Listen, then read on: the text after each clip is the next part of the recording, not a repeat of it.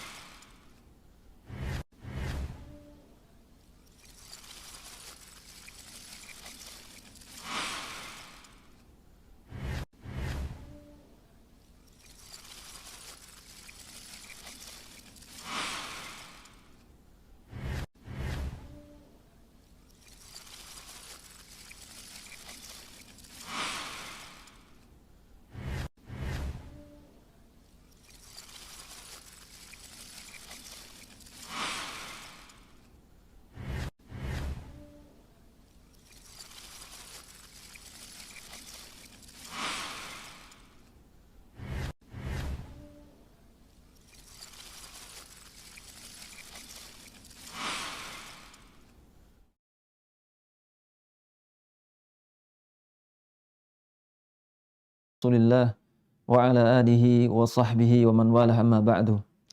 Ikhwati fillah, a'azani Allah wa iyyakum rahimani wa rahimakumullah.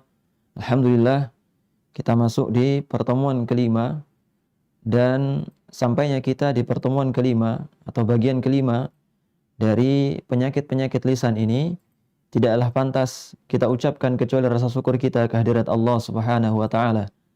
Yang Allah Azza wa Jalla berfirman, laqad kana lakum fi Rasulillahi uswatun hasanah. Sungguh ada untuk diri kalian di dalam diri Rasulullah sallallahu alaihi wasallam uswatun hasanah, yaitu teladan yang baik. Kemudian salawat serta salam semoga terlimpahkan kepada baginda yang mulia Muhammad sallallahu alaihi wasallam yang dengan petunjuk dan tauladan beliau kita berperilaku, yang dengan sunnah-sunnah beliau kita berhias diri, yang dengan perilaku-perilaku atau perangai-perangai beliau kita meniru jejak beliau sallallahu alaihi wasallam. Allah Azza wa Jalla berfirman tentang diri Nabi kita sallallahu alaihi wasallam, wa innaka la'ala khuluqin azim. Sungguhnya engkau wahai Muhammad berada di atas perangai yang terpuji. Maka kita sebagai umatnya, terlebih umat yang mengaku mengikuti sunnah Rasulullah sallallahu alaihi wasallam, yang kita seringkali mendengar hadis tentang alaikum bisunnati wa sunnatil khulafa'ir rasyidin al-mahdiyyin. Kemudian dan hadis-hadis yang lainnya yang menjelaskan tentang kewajiban kita berpegang teguh di atas sunnah Rasulullah sallallahu alaihi wasallam, maka di antara petunjuk atau tauladan yang dicontohkan Rasulullah sallallahu alaihi wasallam adalah berupa perangai-perangai beliau yang terpuji. Juga termasuk di dalamnya perangai-perangai buruk yang Rasulullah sallallahu alaihi wasallam seringkali tegur sahabatnya dari perangai-perangai tersebut. Dan di antara perangai-perangai tersebut yang telah kita pelajari bersama di pertemuan sebelumnya, kita sempat menyinggung satu perangai buruk yang hendaknya dihindari oleh setiap muslim, baik muslimah maupun muslimin, yaitu di antaranya ifsya'us sir, yaitu apa? Menyebarkan rahasia sesama kaum muslimin. Syekh Ummu Abdillah hafizahullah taala mengatakan dalam kitabnya, wa idza wa'adat annaha taktumus sirra summa afsyathu tu'addu athimah. Ketika seorang berjanji untuk menyembunyikan rahasia yang telah disepakati bersama antara dua orang sama muslim, kemudian di kemudian hari dia afsyathu, yaitu menyebarkan rahasia tadi, tu'addu athimah, maka dia terhitung sebagai seorang yang berdosa, yaitu berdosa. Wallahu yaqul, Allah azza wa jalla berfirman, wa aufu bi ahdillahi idza ahadtum, dan penuhilah janji Allah jika kalian berjanji. Maka kewajiban bagi seorang muslim atau di antara perangai seorang muslim yang terpuji ada tatkala dia bisa menjaga rahasia yang telah disepakati bersama kaum muslimin yang lainnya, baik dua orang atau antar tiga orang atau antar dalam satu kelompok, maka kewajiban dia untuk apa? Mentaati perjanjian yang telah dia buat sebelumnya. Wa yakunu 'inda khaslatun min khisalil munafiqin, dan ketika seorang menyebarkan rahasia sesama kaum muslimin, maka dia telah menetapi salah satu perangai dari perangai orang munafik. Jika sebelumnya kita sudah tahu bahwa di antara perangai orang munafik, tatkala dia berbicara maka dia berdusta. Maka perangai berikutnya bagi orang-orang munafik adalah tatkala dia dipercaya maka dia berkhianat. Atau ketika dia berjanji maka dia menyelisih janjinya. Sebagaimana disebutkan dalam Sahih Bukhari dan Sahih Muslim, hadis dari Abu Hurairah radhiyallahu an, Rasulullah sallallahu alaihi wasallam mengatakan, ayatul munafiqi thalath, tanda orang-orang munafik. Kita sempat singgung sebelumnya bahwasanya dimaksud nifak di sini nifak amali. Nifak amali yang tidak sampai mengeluarkan pelakunya dari Islam, yaitu idza haddatsa kadzaba.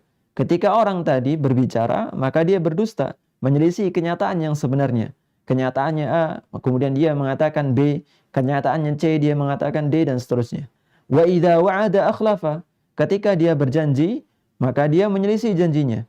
Wa idza tumina khana, dan ketika dia dipercaya maka dia berkhianat. Maka inilah tiga perangai orang-orang munafik yang mana mereka seringkali menyelisih apa yang mereka katakan.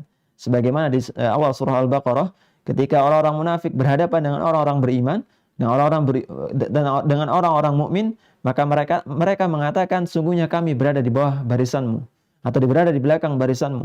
Ketika mereka pergi dari orang-orang beriman atau menyingkir dari orang beriman dan sampai kepada orang-orang munafik yang lainnya, maka mereka mengatakan, sungguhnya kami ini apa? Mengikuti atau berada di barisanmu. Inilah orang-orang munafik.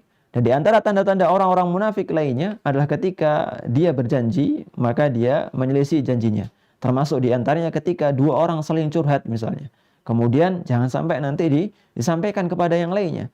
Maka kewajiban bagi orang yang sudah disepakati di majelis tersebut untuk tidak menyebarkan rahasia atau omongan, maka hendaknya dia menjaga omongan tersebut. Jangan sampai dia menyebarkan rahasia ke teman yang lain dengan mengatakan, ini hanya kamu yang saya kasih tahu, jangan sebarkan ke yang lainnya. Kemudian dia mengatakan ke teman yang lain, dia mengatakan, ini hanya kamu yang saya kasih tahu, jangan sebarkan yang lainnya. Sampailah berita tadi atau kabar-kabar tadi tersebar begitu luasnya. Dengan sebab apa? Dengan sebab kesalahan satu orang yang tidak menepati janjinya untuk menjaga rahasia sesama kaum muslimin. Wa qad kana salafuna shalih harisina ala hifdzi sirri wala yufshunah.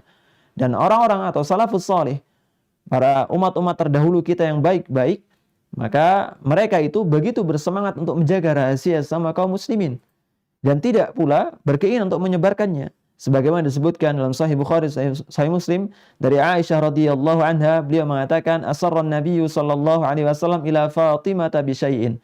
Pernah suatu ketika Rasulullah sallallahu alaihi wasallam membisiki Aisyah dengan sesuatu. Jadi memberitahu kabar kepada Fatimah radhiyallahu anha tentang sesuatu. Fabakat bukaan syadida. Kemudian Fatimah menangis terseduh-seduh. Wasaraha tsaniyah, kemudian dibisiki yang kedua kalinya. Diberitahu sesuatu yang kedua kalinya, fadhahikat, kemudian Fatimah tertawa. Qalat Aisyah ketika mendengarkan Rasulullah sallallahu alaihi wasallam memberikan rahasia kepada Fatimah radhiyallahu anha, maka Aisyah mengatakan, falamma qama Rasulullah sallallahu alaihi wasallam, ketika Rasulullah sallallahu alaihi wasallam sudah menyingkir dari majelis tadi, sa'altuha faqalat, aku bertanya tentang apa yang dikatakan Rasulullah sallallahu alaihi wasallam, sehingga awalnya Fatimah terseduh-seduh menangis, kemudian kedua kalinya Rasulullah membisiki lagi, kemudian Fatimah tertawa terbahak-bahak.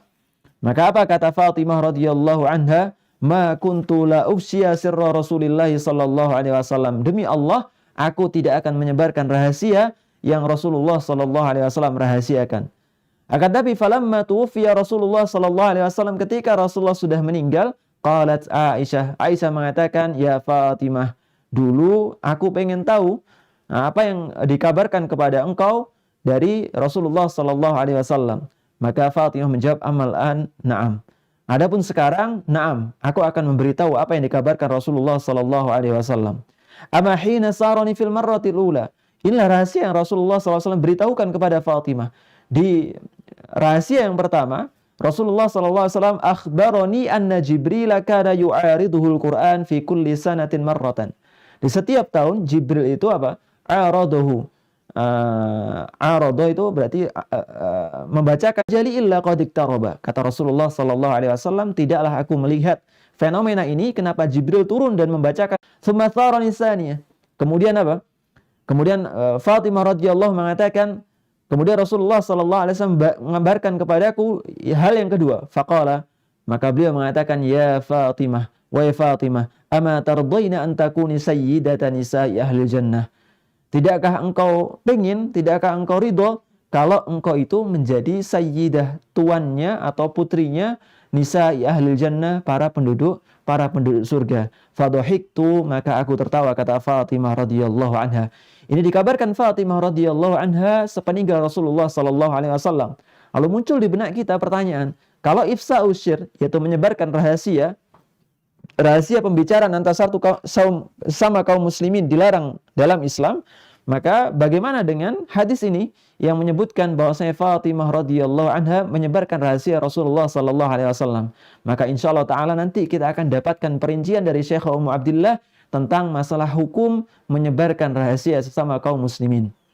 Wa fil Bukhari an Abdullah bin Umar anna Umar hina ta'ayyamat Hafsah qala laqitu Utsman bin Affan. Ridho, kalau engkau mau, aku akan nikahkan engkau dengan Hafsah bintu Umar. Bagaimana pendapatmu? Kata Umar bin Khattab radhiyallahu anhu kepada Utsman bin Affan. Qala, maka Utsman mengatakan, sa'anzuru fi amri. Bentar, tunggu dulu. Aku tak mikir dulu, kata Utsman bin Affan radhiyallahu an. Falabistu layali summa laqiyani. Kemudian selang beberapa waktu, laqiyani, Utsman menemuiku, faqala qad badali alla atazawwaja yaumi hadha. Ternyata tak pikir-pikir di umur-umurku sekian ini aku belum pengen nikah lagi, kata Utsman bin Affan radhiyallahu anhu. Qala Umar, maka Umar mengatakan, falaqitu Abu Bakrin As-Siddiq radhiyallahu an. Kemudian aku menjumpai atau menemui Abu Bakar As-Siddiq radhiyallahu an, dan aku mengatakan kepada beliau, in syi'ta ankahtuka Hafsah binti Umar. Kalau engkau mau, aku nikahkan engkau dengan Hafsah binti Umar. Falabithtu layali afwan. Fasamata Abu Bakrin falam yarji ilayya syai'an. Nah, sebaliknya kalau Utsman tadi sempat mengatakan kepada Umar bin Khattab radhiyallahu an, tunggu dulu, saya tak mikir.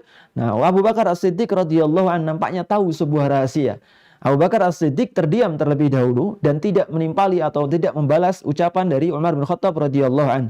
Fakuntu alaihi aujadu minni ala Utsman. Aku menjumpai apa? Di dalam diri Abu Bakar sebagaimana yang aku jumpai dalam diri Utsman bin Affan radhiyallahu an. Falabithtu layali summa khatabaha Nabi sallallahu alaihi wasallam.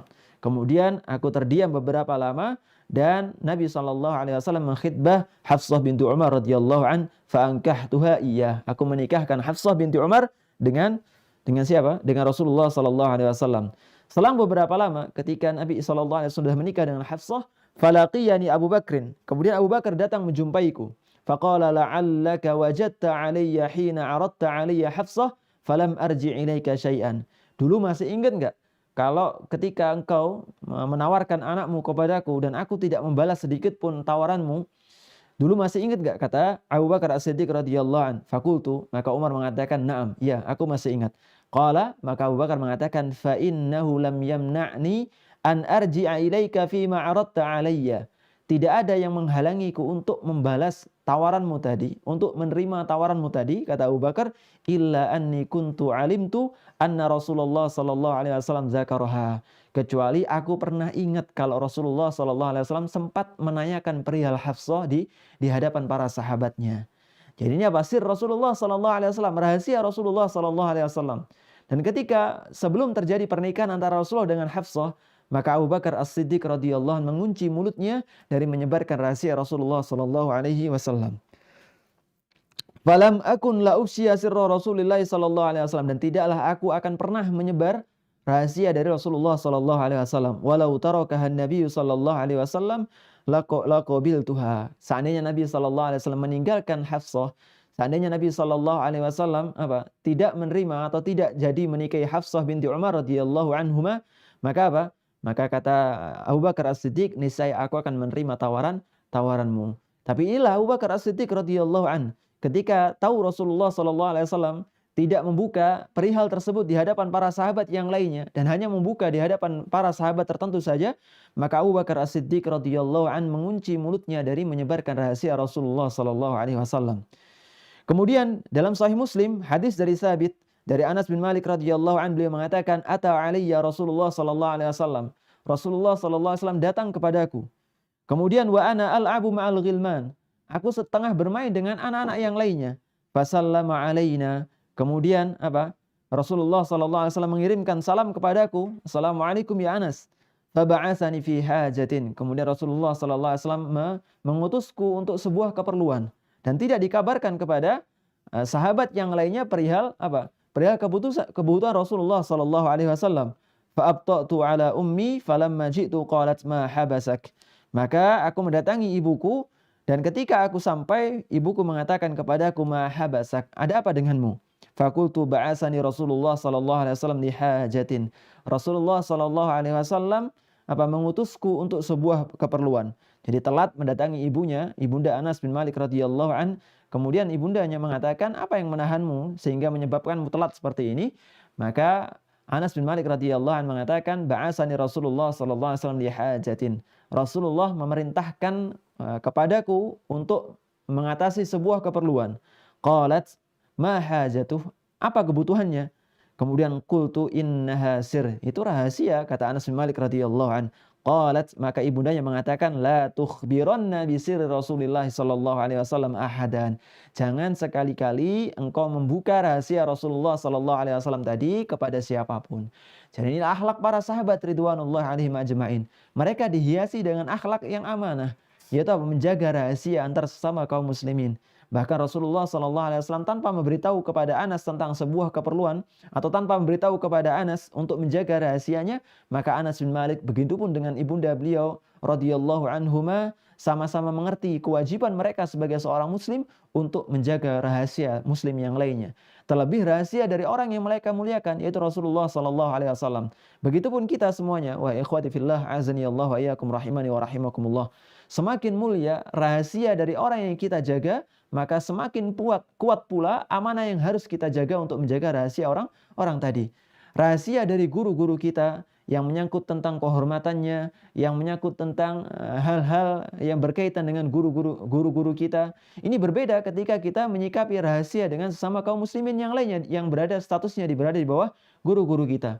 Maka sebagaimana yang dilakukan oleh Anas bin Malik radhiyallahu anhu dan juga ibunda beliau radhiyallahu anha, bagaimana mereka memegang teguh rahasia Rasulullah sallallahu alaihi wasallam. Maka Anas menjawab, wallahi law haddathtu bihi ahadan la haddathtuka ya Tsabit. Kalau misalnya boleh aku mengabarkan kepada orang lain, niscaya aku akan kabarkan kepadamu wahai Tsabit, yaitu perawi dari Anas bin Malik tabi'in, tentang apa yang dikatakan Rasulullah sallallahu alaihi wasallam atau keperluan Rasulullah sallallahu alaihi wasallam kepadaku tadi. Kemudian Syekh Abu Abdillah mengatakan atau mengutip penjelasan dari Al-Hafidz Ibnu Hajar, sebagian ulama mengatakan ka'anna hadas sirra kana yakhtassu bi nisa'in Nabi sallallahu alaihi wasallam. Jangan-jangan atau ini mengandung kemungkinan bahwasanya rahasia yang dimaksudkan Anas bin Malik radhiyallahu an ini bersinggungan dengan istri-istri Nabi sallallahu alaihi wasallam. Wa illa falau kana minal ilmi ma wasi'a Anasan kitmanuhu. Kalau seandainya ini termasuk bagian dari ilmu, yaitu Rasulullah mengabarkan ilmu kepada Anas, maka niscaya Anas nggak mungkin akan apa? Akan menyimpannya terus-menerus. Sebagaimana ketika Rasulullah sallallahu alaihi wasallam mengabarkan kepada seorang sahabatnya tentang ma haqqullahi 'alal ibad wa ma haqqul ibadi 'ala Allah, tentang hak seorang hamba kepada Allah atau hak Allah kepada hambanya. Kemudian sahabatnya tadi mengatakan, apakah aku akan mengabarkan ini kepada sahabat yang lain ya Rasulullah? Maka kata Rasulullah SAW, jangan, nanti orang-orang bakal malas untuk beramal. Akan tapi apa yang dilakukan, hadis tadi sampai kepada kita. Ini menunjukkan sahabat tadi tidak menyimpan rahasia yang berupa ilmu. Dan insya Allah Ta'ala beberapa paragraf berikutnya kita akan mendengar penjelasan dari Syekh Abdillah tentang bagaimana apa? Tentang apa? Rahasia-rahasia yang wajib kita jaga, yang boleh kita sebarkan dan haram kita sebarkan atau makruh kita sebarkan. Fahadhil adillah tadullu ala mudda hirsihim ala katmisir. Ya, dalil-dalil ini menunjukkan betapa semangatnya para salafun salih untuk menjaga rahasia sama yang lainnya. Adapun rahasia-rahasia yang berupa ilmu, sebagaimana firman Allah Azza wa Jalla, wala talbisul haqqa bil batili wa taktumul haqqa wa antum ta'lamun. Janganlah sekali-kali kalian menyerupakan atau menyamarkan antara kebaikan dengan kebatilan, dan jangan sekali-kali kalian menyimpan al-haqqa, kebenaran, wa antum ta'lamun, sedangkan kalian mengetahuinya. Qala Al-Hafidh mengatakan, Al-Hafidh Ibnu Hajar. Jadi ketika Syekh Abdillah mengatakan Al-Hafidh dalam kitab ini, maka ini masuk dalam Al-Hafidh Ibnu Hajar. Qala Ibnu Battal mengatakan, alladzi alaihi ahlul ilmi anna sirra la yubahu bihi idza kana ala sahibi minhu madarrah. Dan yang para ahli ilmu sepakat di atasnya, rahasia yang wajib atau tidak boleh disebarkan isinya adalah rahasia yang menyangkut keselamatan pemilik rahasianya. Jadi kalau rahasia tadi menimbulkan bahaya bagi pemilik rahasianya atau pengucap awalnya, maka hendaknya rahasia tetap dijaga. Wa aktsaruhum yaqul, sementara sebagian besar para ulama mengatakan, innahu idza mata la yalzamu min kitmanihi ma kana yalzamu fi hayatihi illa ayyakuna alaihi fi ghadadah. Ketika seorang meninggal, maka tidak ada kewajiban sebagaimana kewajiban ketika mereka hidup. Jadi kewajiban ketika mereka hidup, kita pegang teguh rahasia mereka. Akan tapi ketika meninggal, maka kewajibannya tidak sebesar sebagaimana kewajiban ketika seorang pemegang rahasia tadi hidup. Kecuali dalam kondisi-kondisi tertentu, sebagaimana disebutkan di atasnya tadi, kalau misalnya menimbulkan madarat bagi pemilik rahasianya. Hafidz Ibnu Hajar mengatakan, qultu alladzi yadhhar, yang nampak, ya, atau yang lebih jelas sebenarnya dibandingkan pendapat Ibnu Battal tadi, yaitu inqisamu dzalika ba'dal maut, yaitu dibaginya rahasia itu setelah mati boleh disebarkan atau enggak, dibagi-bagi dulu. Ila ma yubah, kepada sesuatu yang diperbolehkan. Jadi ada rahasia yang diperbolehkan untuk disebarkan, kata Ibnu Hajar rahimahullahu taala. Wa qad yustahabbu dzikruh, dan ada yang disunahkan untuk disebutkan. Jadi ada yang boleh saja tanpa ada hukum wajib ataupun sunnah ataupun haram, boleh saja, silakan disebarkan. Atau yang kedua, yustahab, disunahkan untuk disebarkan. Ini biasanya untuk hal-hal yang memicu motivasi seorang untuk meniru kebaikan orang yang lainnya. Sebagaimana kebaikan para salafun salih sampai kepada kita, ya karena ada orang yang tahu kemudian menyebarkan rahasia tadi. Jadi ketika ada salafun salih beramal sendirian, kemudian tidak mengabarkan kepada yang lainnya, kemudian ada yang tahu, ada yang ngintip setiap malam bahwasanya si ulama ini setiap malam senantiasa menegakkan sholat malam tanpa tidur sama sekali. Maka tidak mungkin si ulama ini mengabarkan kepada yang lainnya, kemarin saya sholat malam semalam suntuk tanpa tidur. Atau kemudian dia menulis kitab dan mengatakan saya sholat malam semalam suntuk tanpa tidur. Enggak mungkin. Ini kecil sekali kemungkinannya. Karena para ulama kita begitu berhati-hati dalam masalah niatnya. Akan tapi apa? Akan tapi orang yang mengetahui perihal kegiatan kebaikan mereka, maka mereka menyebarkan rahasia tersebut sepeninggal orang tersebut. Dan pernah kita sampaikan bagaimana sikap guru-guru kita ketika mereka dituliskan kebaikannya, maka mereka mengatakan boleh kalian sebarkan, tapi ketika kami sudah meninggal. Karena orang yang masih hidup masih belum aman dari fitnah. Boleh jadi begitu banyak kita dengarkan kisah yang mana ada seorang penuntut ilmu yang sebelumnya getol untuk menebarkan kebaikan, kemudian seringkali berinteraksi dengan ilmu dan para ulama, kemudian di kemudian hari dia murtad dari agama Islam. Dan kemungkinan seperti ini masih terjadi Kemudian seperti ini masih terjadi sampai si fulan ini apa? Sampai si fulan ini tiba di liang lahatnya. Ketika seorang sudah meninggal dalam keadaan muslim dan begitu banyak kebaikan yang hendaknya seorang muslim yang lain yang meniru jejaknya, maka hendaknya disebarkan. Adapun yang masih belum aman dari fitnah, maka kita berusaha untuk tidak menyebarkannya terlebih dahulu kecuali sepeninggal mereka. Walau karihahu sahibu sir. Dan untuk hal-hal yang disunahkan untuk disebarkan ini, sekalipun pemiliknya tidak suka kalau misalnya ketika dia hidup disebarkan. Ka'ayyakuna fi tazkiyatun lahu min karamatin aw mankibatin aw nahwi dzalik. Kalau misalnya dia punya karomah tertentu, yang dengan karomah tertentu semakin meninggikan derajatnya di hadapan manusia. Dan sepeninggalnya, maka ketika kita tahu dia punya karomah tertentu, nah kita juga disunahkan untuk disebarkan. Ini kata Al-Hafidz Ibnu Hajar rahimahullah ta'ala, yustahabbu dzikruh. Maka silakan untuk disebarkan. Wa ila ma yukrahu mutlaqan wa qad yuhram. Kadang-kadang suatu tadi dimakruhkan dan kadang-kadang pula diharamkan oleh Islam. Wa huwa alladzi asyara ilaihi Ibnu Battal. Dan inilah diisyaratkan oleh Ibnu Battal. Yang mana Ibnu Battal dia mengatakan idza kana ala sahibi minhu madarrah. Kalau pemilik rahasianya tadi bisa mendapatkan bahaya ketika rahasia tadi disebarkan. Maka Al-Hafidz Ibnu Hajar mengambil kesimpulan jangan-jangan yang dimaksud Ibnu Battal ini inilah yaitu hal-hal yang sifatnya makruh dan juga haram untuk disebarkan. Waqad yajibu, dan bahkan ada kalanya rahasia tadi wajib disebarkan. Ka'ayyakuna fihi ma yajibu dzikruhu. Untuk hal-hal yang memang wajib untuk disebutkan. Kahaqqin alaih, sebagaimana hak yang harus dipenuhi si mayit. Misalnya si mayit memiliki hutang dengan si fulan, tapi sifatnya rahasia. Maka si fulan tadi hendaknya membuka rahasia tadi.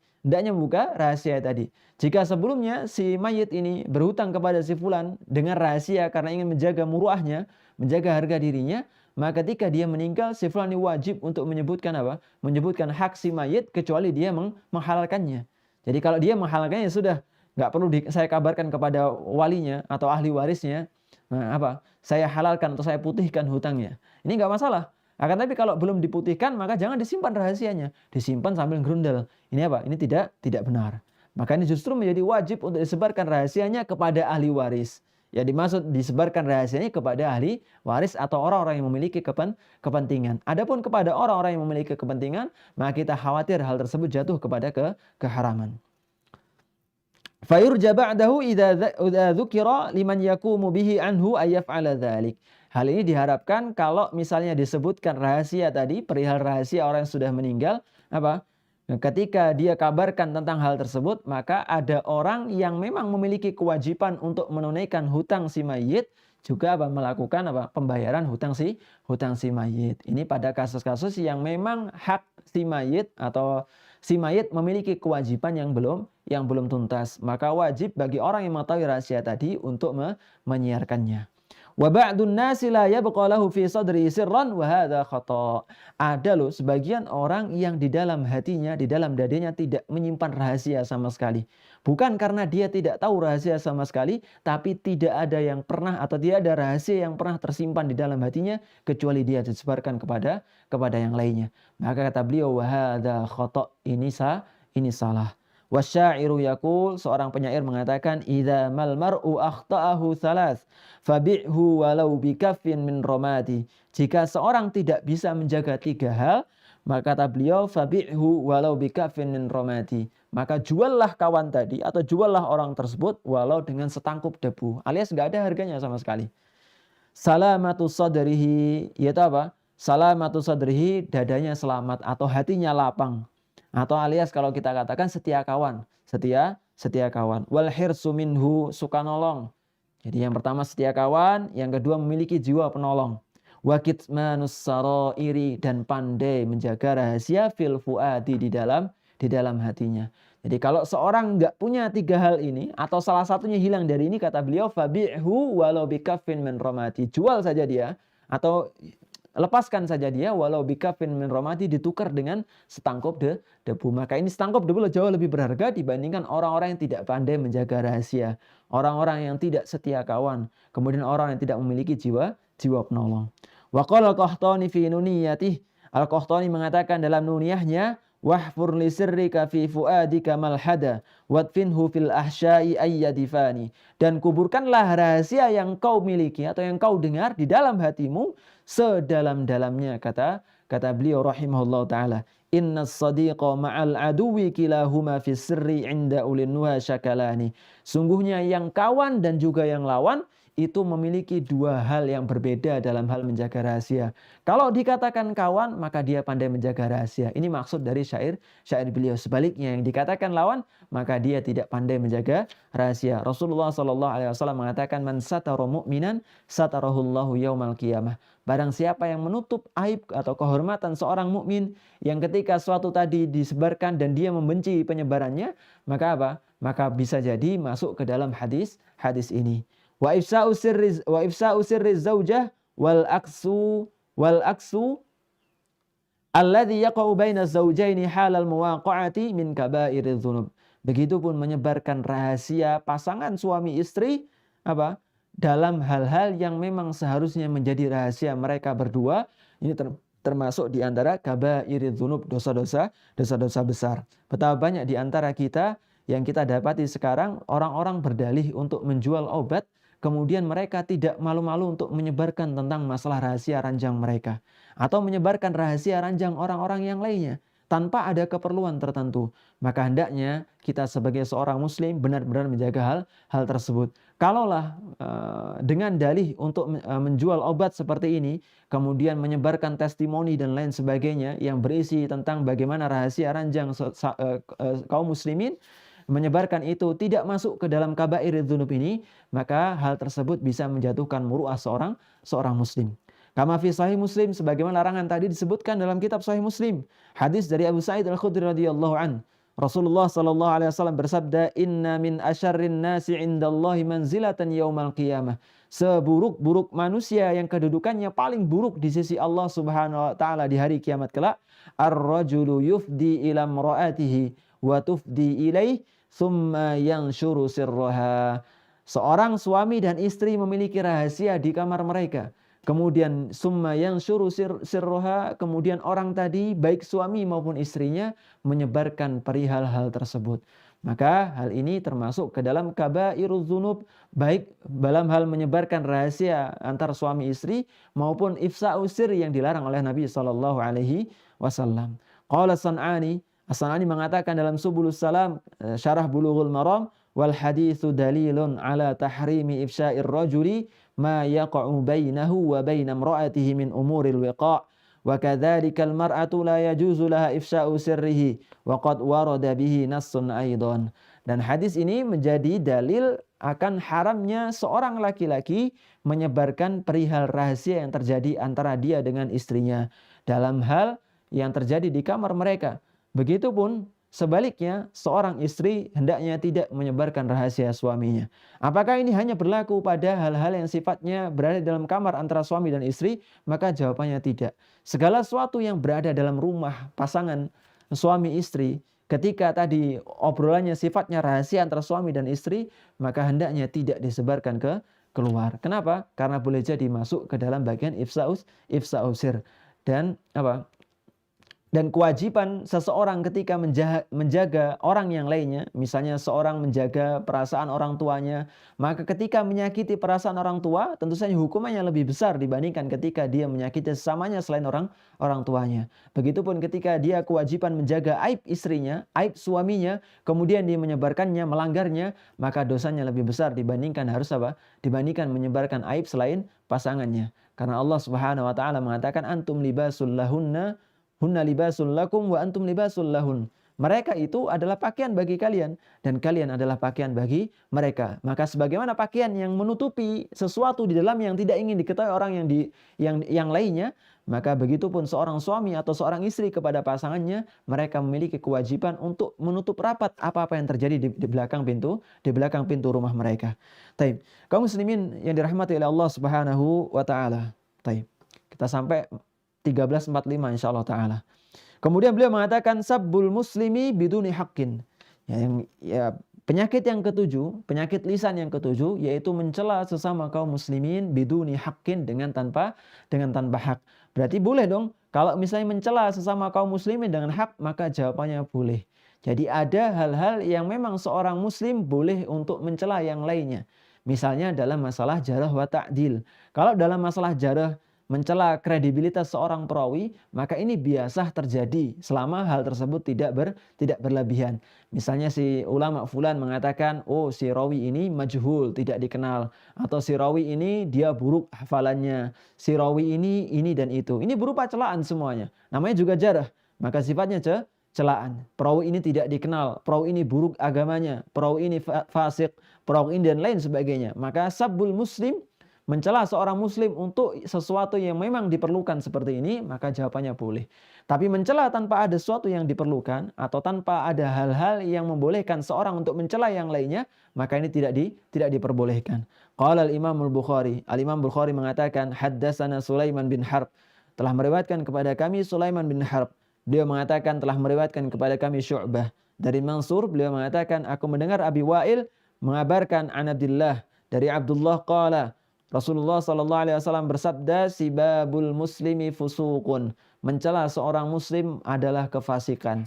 Namanya kefasikan artinya adalah khuruj, keluar. Keluar dari apa? Keluar dari ketaatan kepada Allah Subhanahu wa taala. Wa qitaluhu kufrun. Memerangi mereka adalah bentuk kekufuran. Kufrun di sini maksudnya bukan kufrun akbar yang mana kufur yang menyebabkan keluar dari agama Islam, enggak. Tapi kufur di sana kufrun asghar, yaitu sebagaimana kemaksiatan yang lainnya. Wa qauluhu, dan sabda Nabi sallallahu alaihi wasallam fusuqun, yang dimaksud al-fisqu dalam bahasa adalah khuruj. Al-khuruj, keluar. Dan secara istilah artinya keluar dari ketaatan kepada Allah dan juga keluar dari ketaatan kepada Rasulullah sallallahu alaihi wasallam sebagaimana disebutkan oleh Al-Hafidz Ibnu Hajar rahimahullah taala dalam kitab Fathul Bari. Dan sabda Nabi SAW memerangi mereka atau memerangi sesama muslim adalah kekufuran, huwa kufrun duna kufrin, kufur yang bukan kufur akbar. Jadi bukan kufur yang mengeluarkan seseorang dari agama Islam. Sebagaimana firman Allah Ta'ala, wa in ta'ifatani minal mu'minina iqtatalu fa aslihu bainahuma. Jika ada dua golongan dari kaum mukminin saling berperang, maka perbaikilah hubungan antar dua-duanya. Dan ini Allah Azza wa Jalla tidak menyebutkan bahwasanya dua orang tadi bukan berasal dari orang muslim, enggak. Tapi Allah mengatakan minal mukminin, dua golongan tadi berasal dari kaum mukminin. Artinya saling berperang, wa qital, saling berperang antara dua golongan ini tidak menyebabkan mereka keluar dari Islam, kecuali ketika mereka mengatakan bahwasanya memerangi seorang muslim ini hukumnya wajib, hukumnya boleh misalnya. Maka ini apa? Ini termasuk bentuk kekufuran. Jadi menghalalkan sesuatu yang diharamkan oleh Allah Subhanahu wa taala. Wa qala, dan Allah Azza wa Jalla berfirman, ya ayyuhalladzina amanu kutiba alaikumul qisasu fil qatla.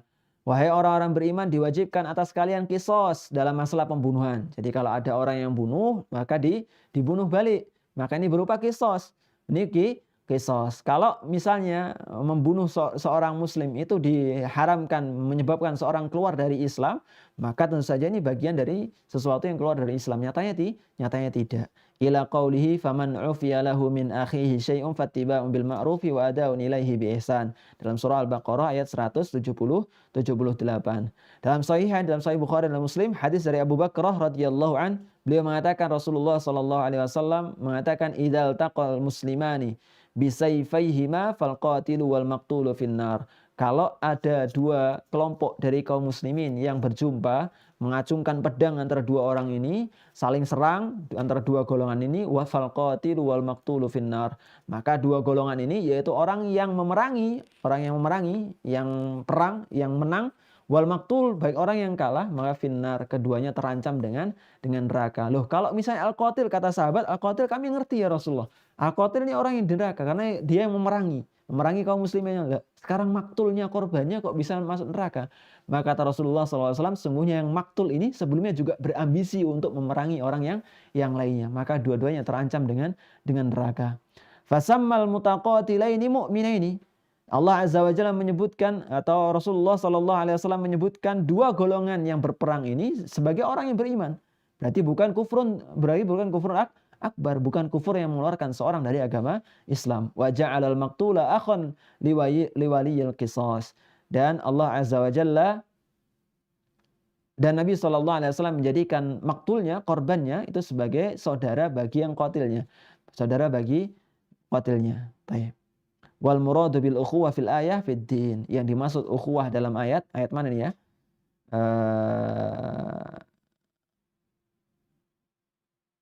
Baik. Di ayat Al-Baqarah ayat 178 yang mana Allah Azza wa Jalla berfirman faman ufiya lahu min akhihi, dari saudaranya. Yang dimaksud dari saudaranya bukan saudara kandung, bukan saudara nasab dan lain sebagainya, tapi saudara sesama muslim. Baik. Ikhwati fillah azani Allah wa iyyakum rahimani wa rahimakumullah. Demikian kurang lebihnya kajian yang bisa kita sampaikan pada pertemuan kali ini. Kurang lebihnya saya mohon maaf. Jika ada pertanyaan maka dipersilahkan. Wassallallahu ala nabiyyina Muhammad walhamdulillahirabbil alamin.